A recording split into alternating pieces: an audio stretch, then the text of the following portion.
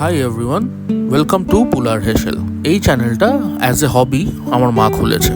এই চ্যানেলে দৈনন্দিন জীবনে যা যা রান্নাবান্না করা হয় সেগুলোর ভিডিও আপনাদের সাথে শেয়ার করা হবে। আপনারা ভিডিওগুলো কাইন্ডলি দেখবেন, ভালো লাগলে নতুন চ্যানেলটাকে একটু সাপোর্ট করবেন। Thank you so much.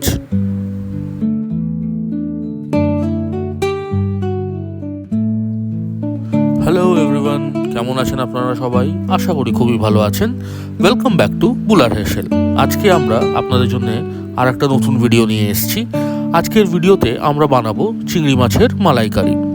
তো আসুন রান্নাটি স্টার্ট করা যাক, আর প্রথমে ইনগ্রিডিয়েন্টসগুলো দেখে নেওয়া যাক। আজকের রান্নার জন্য আমরা এখানে নিয়ে নিয়েছি গলদা চিংড়ি, পরিষ্কার করে নিয়েছি আর নুন হলুদ মাখিয়ে রেখেছি।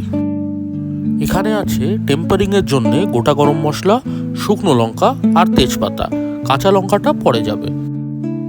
আর এখানে আছে গুঁড়ো মশলা, এর মধ্যে আছে ধনে গুঁড়ো, শুকনো লঙ্কা গুঁড়ো, গোলমরিচ গুঁড়ো আর হলুদ। এগুলোকে আমরা আদার সাথে বেটে নেব।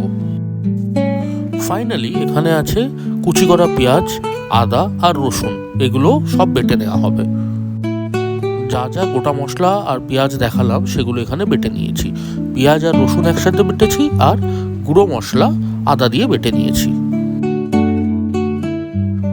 প্রথমে কড়াইতে সর্ষের তেল গরম করে নিয়েছি এবং তাতে ফোড়ন দিয়ে দিয়েছি। ফোড়ন দেওয়ার পর বেটে রাখা পেঁয়াজ আর রসুনটা অ্যাড করে দেবো। পেঁয়াজ রসুন অ্যাড করে খুব ভালো করে ভেজে নেব কিছুক্ষণ। পেঁয়াজ ভাজা হয়ে গেলে তার মধ্যে অ্যাড করে দেব আদা আর গুঁড়ো মশলা যেটা বেটে রেখেছিলাম সেটা অ্যাড করার পর স্বাদ অনুসারে নুন অ্যাড করে দেবো। এবার এটাকে খুব ভালো করে কিছুক্ষণ কষিয়ে নেব আমরা। মশলাটা কষাতে কষাতে যখন ড্রাই হয়ে যাবে তখন এর মধ্যে অ্যাড করে দেবো মিক্স করে রাখা নারকেলের দুধ আর নর্মাল দুধ। এটা প্রায় 1.5 কাপ মতন অ্যাড করব। দুধটা অ্যাড করার পর মশলার সাথে খুব ভালো করে মিক্স করে নেব। মিক্স করে ঢাকনা দিয়ে বেশ খানিকক্ষণ এটাকে আমরা ফোটাবো। ঝোলটা ফুটতে ফুটতে যখন একটু গাঢ় হয়ে রিডিউস হয়ে যাবে, তারপরে আমরা আমাদের চিংড়ি মাছগুলো এতে অ্যাড করে দেবো। মনে রাখবেন, চিংড়ি মাছ কিন্তু অ্যাড করে বেশিক্ষণ রাখবেন না, তাহলে চিংড়ি মাছ শক্ত হয়ে যায়। জাস্ট 5 মিনিট রাখবো, ঢেকে সেদ্ধ করবেন, দিয়ে নামিয়ে নেব।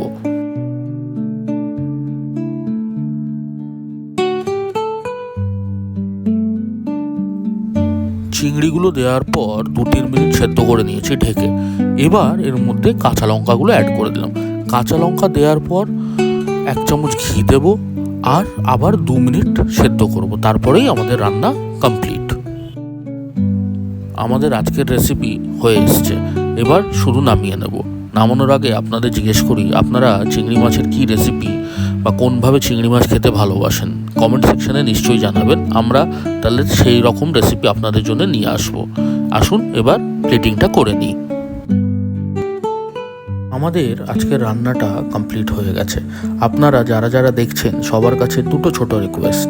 1, রান্নাটি পছন্দ হয়ে থাকলে আপনারাও বানাবেন, খেয়ে জানাবেন কেমন লাগলো।